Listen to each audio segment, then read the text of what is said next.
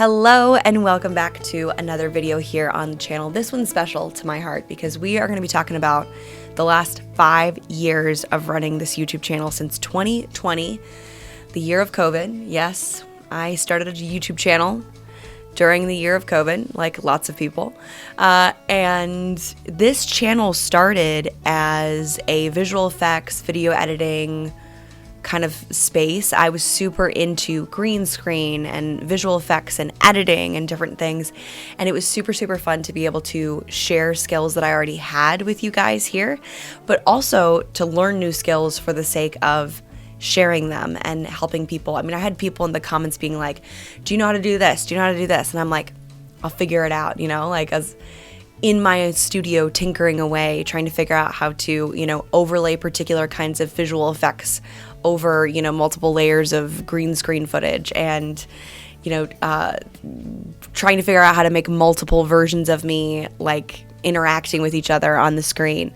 It was a ton of fun and it was a great way to start this YouTube channel. It's changed a lot over the years. Obviously, this is not visual effects and video editing that we're talking about now. It's changed quite a bit as I have changed and grown, and we've gone through so many different topics and so many different learning seasons of our lives here on the channel. But it's so fun that so many of you have stuck around since the beginning, and many of you are new in each topic that we bring through and things that matter so much to you. It's a lovely thing when you meet people that also care about the things that you care about. And that has been one of the most enjoyable things about YouTube, is just building and meeting and engaging with a community that wants to be curious and wants to talk through things and think through things. And I wanted to give you 5 things that I have learned from doing YouTube for 5 years. And these are not your normal, if you go look up, the top 5 lessons to learn from YouTube, you're probably going to see a lot of very generic, same sort of 5 things, right? You're going to see things about like consistency, post at this time on this days of the week. And, you're going to see a lot of people say the same things to you, but I have learned both by following the trends and doing the things that people tell me to do on YouTube. I've learned from like being a total rebel and just doing it the way that worked for me and everything in between. And so the lessons that I'm giving to you are practical things that I've learned from both following the people that make these videos all the time and also by, kind of figuring things out and being a little bit more intuitive about when I post, what I create, where I'm getting my feedback, where I'm getting my topics, things like that. So the first thing we're going to talk about is consistency, because this is something that everybody talks about, but I feel like everybody talks about it in a way that isn't necessarily helpful. The minute you start actually creating content that the 1 or 2 people that click on it first actually enjoy watching, the more engagement, the more impressions, the more views you're going to get on that piece of content. So sure, yeah, consistency is important and posting, enough for YouTube to know who you are and what you do. Absolutely, sure. But the reality is you've got to do what works for you. And what works for you means being able to create quality content that people can actually engage with.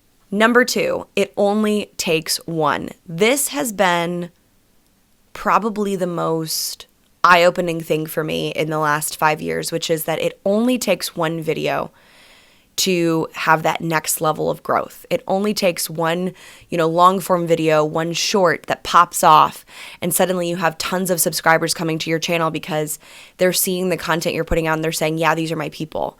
It only takes 1. And so because it only takes 1, it doesn't mean we're posting 1. It means we're posting and we're not worrying about it. We're building, we're growing, we're gaining our skills, we're getting excellent at our craft. And one of these days, something is going to pop off. And as you build and grow and get better at making videos, you're also going to get better at your SEO, which is your search engine optimization. That's how you set up all of your tagging on the back end and your playlists and your descriptions and your titles and your thumbnails. And that can be intimidating, but it actually is a lot of fun because you get to learn how to tweak and play and adjust and kind of change it up. I'm way more like underproduced right now in the content that I've been creating, a lot less transitions and cuts and different things. And that's because I'm tweaking and playing with my studio and my space and how much time I really want to spend on a YouTube video in the edit process.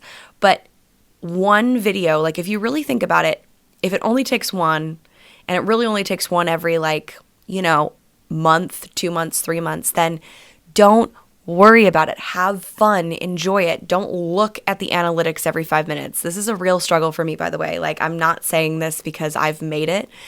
I really struggle to overanalyze the analytics. And the reality is you're not going to change anything that's on that screen by staring at it longer.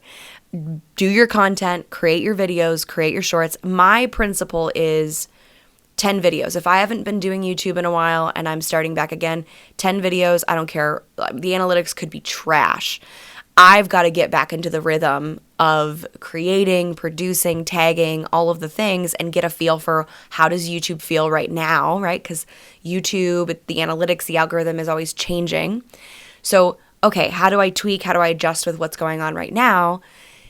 And the more that I practice, once I get to that 10th video, then I can look at the analytics and say, got it. I've got some serious data here to really look and see what's working, what's not working, and what I need to adjust. This should be encouraging to us. It takes one, just one.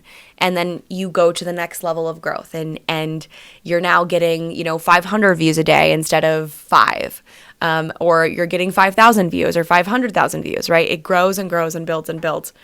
And the reality is you've just got to be faithful and committed to do it even when no one's watching, and to do it even when you run the risk of no one watching, right? That first 30 minutes with no one viewing your video, and then suddenly, oh my goodness, it has 90 views and like it's a long form video, right? So you can really start to see your own habits and your own tendencies to like over control and over analyze when you're in the YouTube analytics space, because it can feel very overwhelming and it can feel like you're doing everything wrong, and you're not.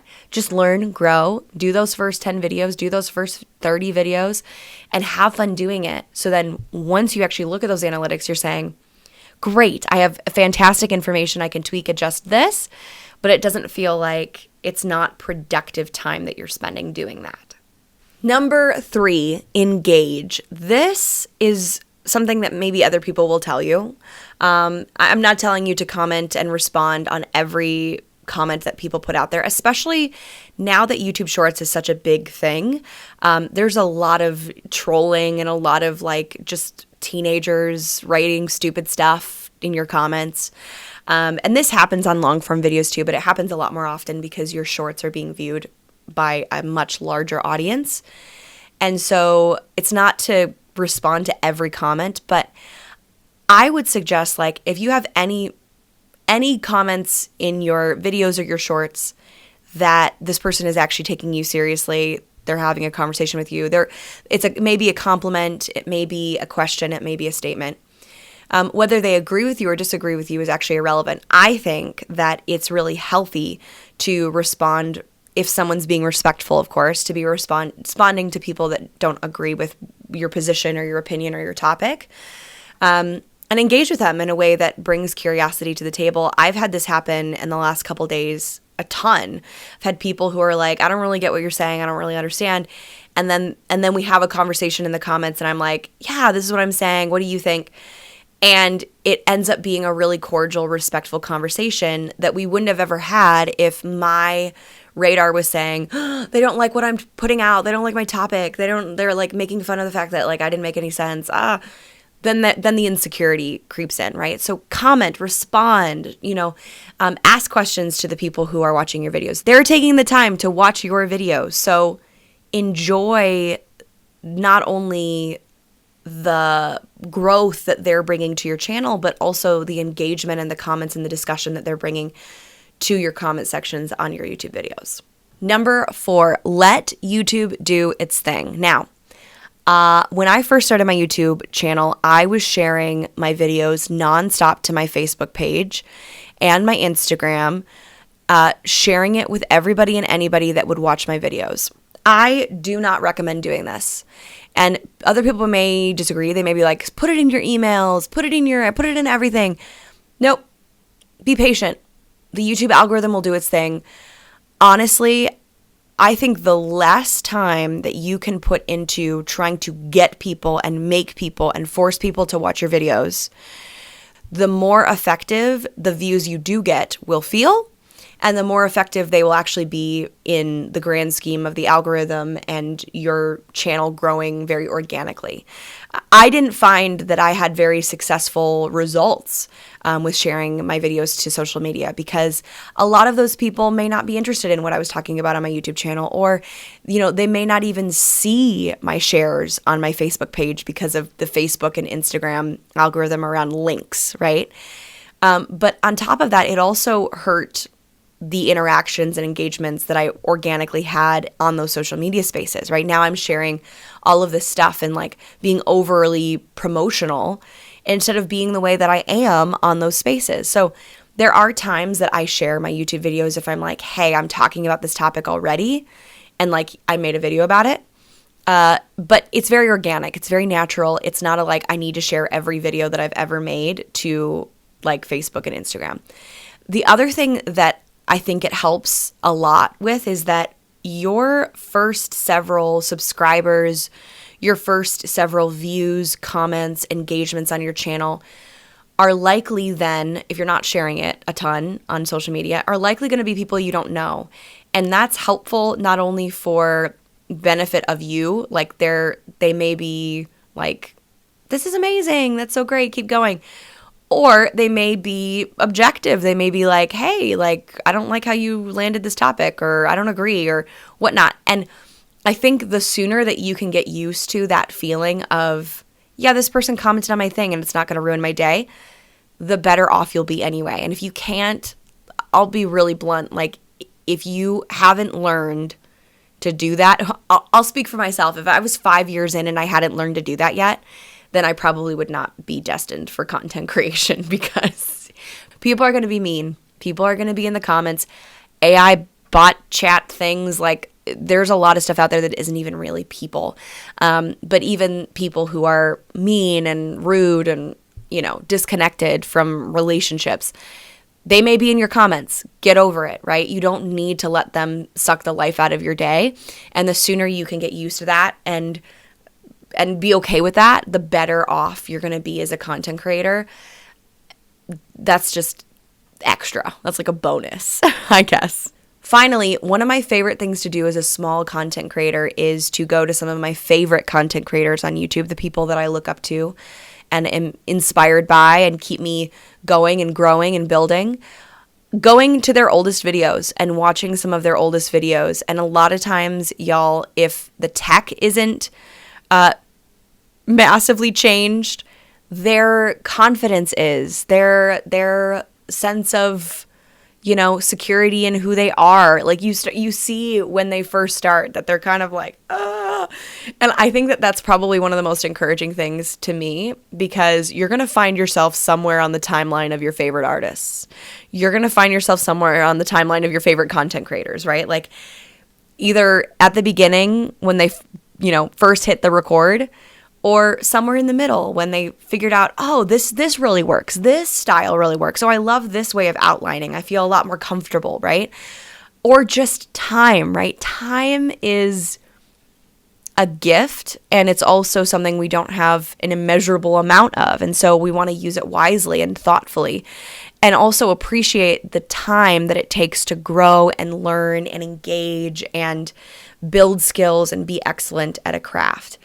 So allow yourself to go watch the old videos of your favorite content creators and appreciate where they've come, and know that you will do the same. You will start somewhere and build and grow and change. I mean, if I look at my first several videos, while they are very, very produced, very edited, I was totally into filmmaking at the time, there is a sense of like needing it to look like somebody else's. There's a sense of like inauthenticity to it. And now it's not that way. It's like, I'm just going to talk to you, right? And there's always going to be those seasons of your life where you feel more or less secure. I will tell you, just as a bonus kind of note to your own journey and your own experience of content creation, When I don't do content for a while, when I take a break from YouTube and I don't do videos for a while, it takes a minute to get back in. I always feel really like insecure and like for a while, and then getting back into the rhythm. Okay, all right, got it. So please know that whether you're starting off for the first time or you took a break and you're wanting to jump back into it and you feel inspired, you're going to have that little space of, this feels like I'm riding the bike for the first time, and just be okay with that. It's fun. It's like, I think that's what keeps it really fun and alive, is like, you never get to this point with a YouTube video where you're like, oh, I got it. You know what I mean? Like, you're always going to feel like, I don't know. And I love that about YouTube. It's probably one of the reasons I keep coming back.